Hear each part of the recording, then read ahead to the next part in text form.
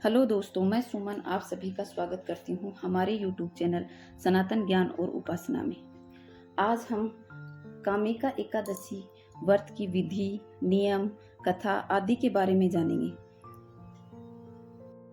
कामिका एकादशी का व्रत श्रावण मास के कृष्ण पक्ष की एकादशी को किया जाता है।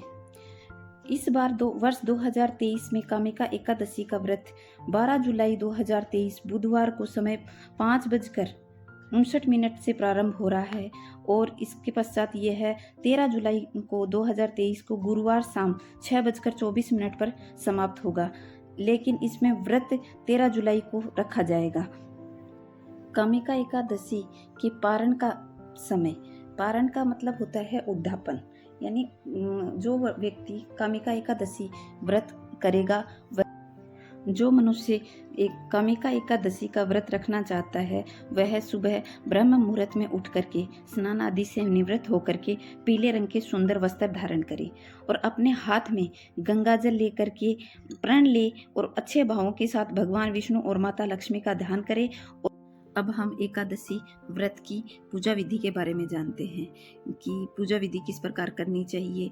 हमें एक चौकी लेनी चाहिए, उस पर लाल रंग का वस्त्र बिछाएं, माता लक्ष्मी जी की और भगवान नारायण की प्रतिमा स्थापित करें और उनकी पंचोपचार पूजा करनी चाहिए। पंचामृत से स्नान कराएं, फिर शुद्ध जल से उन्हें स्नान करा करके वस्त्र आदि समर्पित करें, धूप दीप दिखाएं, तिलक लगाएं और घी का दीपक जला करके उनकी पूजा करनी चाहिए। उन्हें प्रसाद में खीर समर्पित करनी चाहिए और फिर खीर का प्रसाद सारे कुटुंब में बांटना चाहिए और स्वयं के लिए भी वह प्रसाद रखना चाहिए। अब हम जानेंगे कामिका एकादशी व्रत का क्या महत्व है। कामिका एकादशी का व्रत जो मनुष्य करता है वह इस संसार में अपार धन संपदा प्राप्त करके सुख ऐश्वर्य भोग करके स्वर्ग लोक को जाता है। कामिका एकादशी का व्रत करने वाले मनुष्य के जीवन में जितने भी पाप हैं उनसे मुक्ति मिलती है। इस व्रत को करने से तो ब्रह्म हत्या जैसा पाप से भी मनुष्य को मुक्ति मिलती है और अपार धन संपदा प्राप्त होती है। माता लक्ष्मी की कृपा उसके और उसके परिवार पर सदैव बनी रहती है, भगवान नारायण की कृपा बनी रहती है। इसलिए कामिका एकादशी व्रत करना चाहिए और हमें दूसरों को भी बताना चाहिए कि कामिका एकादशी व्रत करने से हमारे जीवन में कितनी प्रसन्नता और लाभ प्राप्त होता है। अब जानते हैं कामिका एकादशी व्रत की कथा के बारे में। एक नगर में एक वीर क्षत्रिय रहता था। वह दिल का नेक था किंतु गुस्सा बहुत आता था, इसलिए कई बार इसी बात को लेकर के कई लोगों से झगड़ा हो जाता था। क्रोधित स्वभाव के कारण एक दिन क्षत्रिय की लड़ाई एक ब्राह्मण से हो गई। क्षत्रिय अपने क्रोध पर नियंत्रण नहीं रख सका और हाथापाई के दौरान ब्राह्मण की हत्या हो गई। इस कारण क्षत्रिय पर ब्राह्मण हत्या का दोष लगा। क्षत्रिय को अपनी गलती का एहसास हुआ और इसका प्रायश्चित करने के लिए वह ब्राह्मण के दाह संस्कार में शामिल होना चाहा, लेकिन पंडितों ने उसे ब्राह्मण हत्या करने के लिए उस क्रिया में शामिल होने से मना कर दिया।